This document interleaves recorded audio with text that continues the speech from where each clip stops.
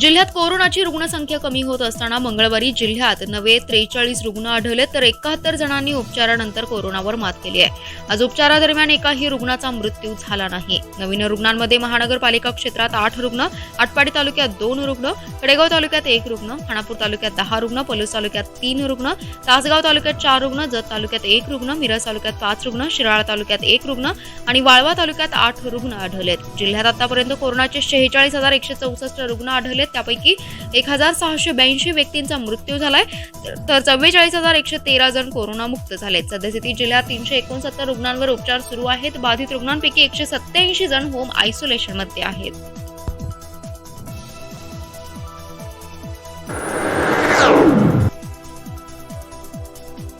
स्वाभिमानी शेतकरी संघटनेचे नेते व माजी खासदार राजू शेट्टी आणि माजी कृषी राज्यमंत्री सदाभाऊ खोत यांच्यात वैचारिक मतभेद नाहीत असं सांगत खोत यांनी पुन्हा एकत्र येण्याचे संकेत दिले होते। मात्र शेट्टी यांनी खोत यांना फटकारले। स्वाभिमानी शेतकरी संघटनेने समिती स्थापन करून खोत यांना हकललं आहे, यामुळे पुन्हा त्यांना सोबत घेण्याची अजिबात शक्यता नाही असं त्यांनी स्पष्ट केलंय। याशिवाय खोत यांच्या भाजप जवळीकीवरून सुद्धा निशाणा साधलाय। 25 वर्ष माझ्या बरोबर होता तेव्हा काशीला जाऊन आंघोळ करून येत होता, आता रोज गोमूत्राने आंघोळ करत आहात अशा शब्दात सदाभाऊ खोत यांनी शेट्टींवर टीका करत त्यांना प्रत्युत्तर दिले। त्यामुळे दोन्ही शेतकरी नेत्यांमध्ये वाक्युद्ध पेटलं आहे। दरम्यान खोत यांनी भाजपला पुणे पदवीधर निवडणुकीच्या निमित्ताने कोंडीत पकडण्याचा डाव खेळला, मात्र तो सफल झाला नसल्याचंही या निमित्ताने स्पष्ट झालंय। पुणे विभागातील पदवीधर शिक्षक मतदारसंघातील महाविकास आघाडीचे उमेदवार अरुण लाड आणि शिक्षक मतदारसंघातील उमेदवार जयंत आसगावकर यांच्या प्रचाराच्या नियोजन बैठकीत राष्ट्रवादी काँग्रेस आणि शिवसेना या महाविकास आघाडीतील घटक पक्षांच्या कार्यकर्त्यांनी अरुण लाड यांना सांगली जिल्ह्यातून विक्रमी मताधिक्य देऊन जिल्ह्यातील महाविकास आघाडीची ताकद दाखवून देऊ असा नारा दिला। यावेळी बोलताना राष्ट्रवादीचे शहर जिल्हाध्यक्ष संजय बजाज म्हणाले की बूथनिहाय काम करत असताना आपण स्वतः उमेदवार आहोत असं समजून प्रत्येकाने कामाला लागायला पाहिजे। कार्यकर्त्यांनी गाफील न राहता कोणत्याही परिस्थितीत ही निवडणूक जिंकण्यासाठी जीवाचं रान करावं। प्रत्येक कार्यकर्ता विजयासाठी काम करेल असा मला विश्वास आहे।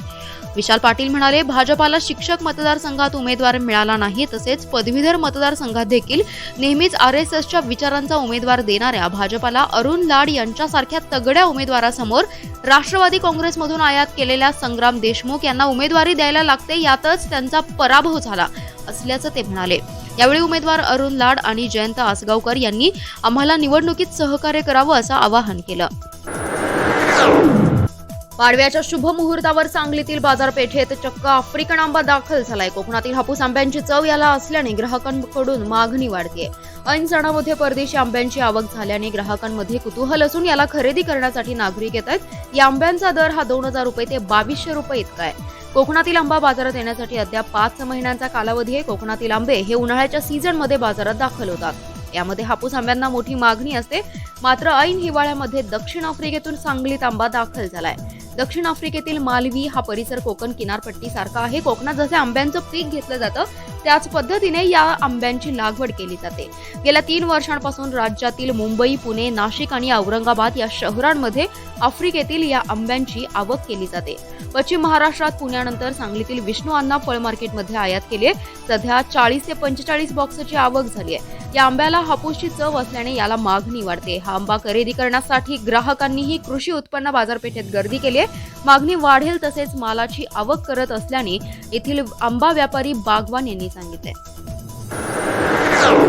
जत पोलीस ठाण्याच्या हद्दीत झालेल्या जबरी चोरीतील फरारी आरोपीच्या मुसक्या आवळण्यात स्थानिक गुन्हे अन्वेषण विभागाला यश आलंय। बबलू उर्फ मारुती श्रीमंत गलांडे असं अटक करण्यात आलेल्या आरोपीचं नाव आहे। मिरज येथील शासकीय रुग्णालयासमोर पिस्टल विक्री करण्यासाठी आला असता सापळा रचून ही कारवाई करण्यात आली आहे। गलांडे याच्याकडून गावठी बनावटीचं 1 पिस्टल आणि 1 जिवंत काडतूस असा 55,000चा मुद्देमाल जप्त करण्यात आलाय। स्थानिक गुन्हे अन्वेषणचे पथक पेट्रोलिंग करत असताना पोलीस कॉन्स्टेबल प्रशांत माळी यांना माहिती मिळाली की एक इसम काळ्या रंगाची सॅक घेऊन हत्यारे विक्री करण्यासाठी मिरजेतील सिव्हिल हॉस्पिटल समोरील उद्यानाजवळ येत आहे। त्या माहितीवरून पथकाने या ठिकाणी सापळा रचून त्या इसमास ताब्यात घेतलं। त्याला नाव विचारलं असता त्याने त्याचं नाव बबलू उर्फ मारुती श्रीमंत गलांडे असं सांगितलं। त्याच्याजवळील सॅकची झडती घेतली असता त्याच्याकडे देशी बनावटीचं 1 पिस्तूल, 1 जिवंत काडतूस, 1 सॅक अशी एकूण 55,300 रुपयांचा किमतीचा मुद्देमाल जप्त केलाय। त्याच्याकडे अधिक चौकशी केली असता त्याने जत पोलीस ठाण्याच्या हद्दीत जबरी चोरीच्या गुन्ह्यामध्ये फरारी असल्याचं सांगितलं। त्यास मुद्देमालासह ताब्यात घेऊन मिरज शहर पोलीस ठाण्याकडे वर्ग करण्यात आले। कोरोनामुळे गेल्या 8 महिन्यांपासून बंद असणारे चांदोलीचे पर्यटन 1 नोव्हेंबरपासून सुरू झाले. त्यामुळे चांदोली परिसरात पर्यटकांची गर्दी होऊ लागली आहे. चांदोली धरण, सह्याद्री व्याघ्र प्रकल्प, गुढे पाचगणी पठार ही येथील प्रमुख पर्यटन स्थळे आहेत. चांदोली धरण पाहण्यासाठी मोफत परवाना दिला जातो, मात्र सह्याद्री व्याघ्र प्रकल्पामध्ये नाममात्र शुल्क आकारून प्रवेश मिळतो. कोरोना संकटामुळे गेल्या 8 महिन्यांपासून अनेक जण घरीच आहेत. त्यामुळे आलेला कंटाळा घालवण्यासाठी अनेक जण चांदोलीकडे येऊ लागले आहेत. पर्यटकांची संख्या वाढू लागल्यामुळे येथील स्थानिक लघु उद्योगांना चालना मिळू लागली आहे. वन्यजीव कार्यालयाच्या अभ्यागत कक्षात प्रकल्पामधील वाघ, बिबटे, गवे, अस्वल, मोर, लांडोर यांच्यासह अनेक प्राणी आणि पक्ष्यांचे हुबेहूब पुतळे ठेवण्यात आले. पर्यटकांना पाहण्यासाठी ते खुले करण्यात आले. चांदोली धरणावर फोटो काढण्यास पर्यटकांना बंदी आहे, मात्र सह्याद्री व्याघ्र प्रकल्पाच्या जाधववाडी येथील कमानीजवळ वाघ, अस्वल, बिबटे, हत्ती यांच्यासह अनेक प्राण्यांच्या आकर्षक प्रतिकृती उभारण्यात आलेत आणि पर्यटक इथे सेल्फी तसेच फोटो काढण्याचा आनंद लुटतायत. राज्यातील वीज ग्राहकांना लॉकडाऊन काळातील वीज देयके माफ करणे किंवा त्यात सवलत देणे आता जवळपास अशक्य आहे, असा पवित्रा ऊर्जा मंत्री डॉक्टर नितीन राऊत यांनी घेतल्यानंतर रयत क्रांती संघटनेचे अध्यक्ष व माजी मंत्री सदाभाऊ खोत यांनी राऊत यांच्यावर जोरदार शब्दात प्रहार केलाय. कोरोना संकटाच्या काळात शेतकरी आणि कामगारांचं कंबरडच मोडले. गेले काही महिने अभूतपूर्व अशा आर्थिक संकटातून जात असलेल्या या वर्गाला 100% वीज बिल माफी देऊन खरं तर आधार देण्याची गरज होती, मात्र गेंड्यांचं कातडं पांघरलेल्या राज्यातील महाविकास सरकारला जाग यायला तयार नाहीये, असं नमूद करत विरोधात असताना वीज बिल माफ करा असं म्हणत शेतकरी आणि कामगारांबाबत कळवळा दाखवत होता. मग आता सत्तेवर आल्यावर काय झालंय, असा सवालच खोत यांनी केलाय. विरोधी बाकांवर असलेले आता सत्तेत आहेत आणि वापरलेल्या विजेचे बिल भरावंच लागेल असं सांगू लागलेत. हे वागणं म्हणजे जनतेच्या मतांची एक प्रकारची प्रतारणाच आहे, अशा शब्दात खोत यांनी राज्य सरकारवर निशाणा साधलाय. शहरात गेल्या काही महिन्यांपासून चेन स्नॅचिंगचे प्रमाण वाढलं आहे. या चेन स्नॅचिंग करणाऱ्या चोरट्यांना पकडण्याचं मोठं आव्हान पोलिसांसमोर उभं असतानाच पुन्हा पल्सरवरून आलेल्या दोघांनी महिलेचे दागिने धूम स्टाईलने हिसडा मारून लंपास केले आहेत. गणपती मंदिर ते टिळक चौक या रहदारीच्या मार्गावर चेन स्नॅचिंगचे प्रकार घडलाय. या प्रकरणी श्वेता वायचळ यांनी शहर पोलिसात फिर्याद दिली आहे. चोरट्यांनी 24,000चं सोन्याचं गंठण लंपास केलंय. फिर्यादी श्वेता वायचळ या आपल्या कुटुंबियांसमवेत सांगलीतील 100 फुटी रोड परिसरात असणाऱ्या डीमार्टच्या पाठीमागे त्या राहतात. पाडव्याच्या मुहूर्तावर मंदिरे खुली झाल्याने त्या सासू, सासरे आणि 2 मुलांसह सोमवार दिनांक 16 रोजी रात्री 9च्या सुमारास गणपती मंदिरात दर्शनासाठी गेल्या होत्या.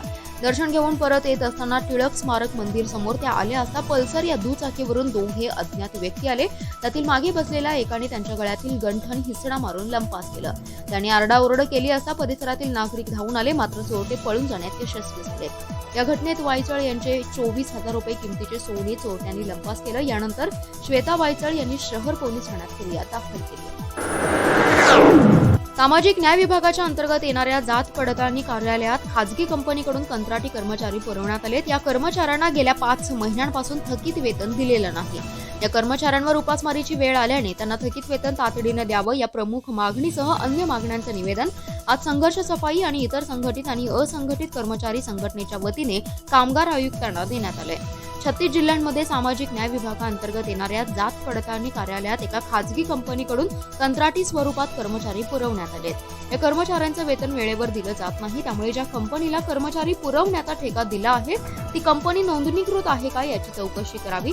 सांगली जिल्ह्यातील जात पडताळणी विभागामध्ये जे कंत्राटी कर्मचारी काम करत आहेत त्यांना सदरची कंपनी ही किमान समान वेतन कायद्यानुसार मानधन देते का याबाबतची चौकशी करण्यात यावी. या विभागात काम करणाऱ्या कंत्राटी कर्मचाऱ्यांना सदर कंपनीने गेले 5 ते 6 महिने मानधन दिलेलं नाही. त्यामुळे या कर्मचाऱ्यांच्या अडचणीत मोठी वाढ झाली. त्यामुळे सांगलीतील सामाजिक न्याय विभागाचे सहाय्यक आयुक्त तसेच संबंधित कंपनीचे मालक तसेच सफाई कर्मचारी संघटनेची तात्काळ बैठक बोलावून तोडगा काढून तातडीने थकीत वेतन द्यावेत अशी मागणी या निवेदनाद्वारे करण्यात आली. सर्वत्र दिवाळीचा सण साजरा होत असताना सांगली महापालिकेच्या कोविडमुळे मृत्यू पावलेल्या कर्मचाऱ्यांच्या घरात मात्र सन्नाटा होता. मात्र महापालिका आयुक्त नितीन कापडणीस यांनी आपल्या मृत कर्मचाऱ्यांच्या कुटुंबात जाऊन आपली भाऊबीज साजरी केली आहे. यामुळे कर्मचाऱ्यांचे कुटुंबीय गहिवरून गेले. महापालिका क्षेत्रात कर्तव्य बजावत असताना 10 महापालिका कर्मचारी हे कोविडमुळे मृत्युमुखी पडले आहेत. आपला जीव जोखमीत घालून त्यांनी आपलं काम प्रामाणिकपणे केलं आणि यामध्ये त्यांचा दुर्दैवी मृत्यू झाला. त्यामुळे यंदा या कर्मचाऱ्यांच्या घरी दिवाळी साजरी झाली नाही. आपला माणूस कर्तव्य बजावत असताना मयत झाला. त्यामुळे या कुटुंबावर मोठा आघात झालाय. आणि आपला माणूस गमावलेल्या महापालिका कर्मचाऱ्यांच्या घरी जाऊन आयुक्त नितीन कापडणीस यांनी आपली भाऊबीज आणि दिवाळी साजरी केली आहे. आयुक्त नितीन कापडणीस यांच्यासह उपायुक्त राहुल रोकडे आणि महापालिका क्रीडा अधिकारी महेश पाटील, प्रमोद राजपूत यांनी मृत कर्मचाऱ्यांच्या घरी जाऊन या कुटुंबाला धीर दिलाय.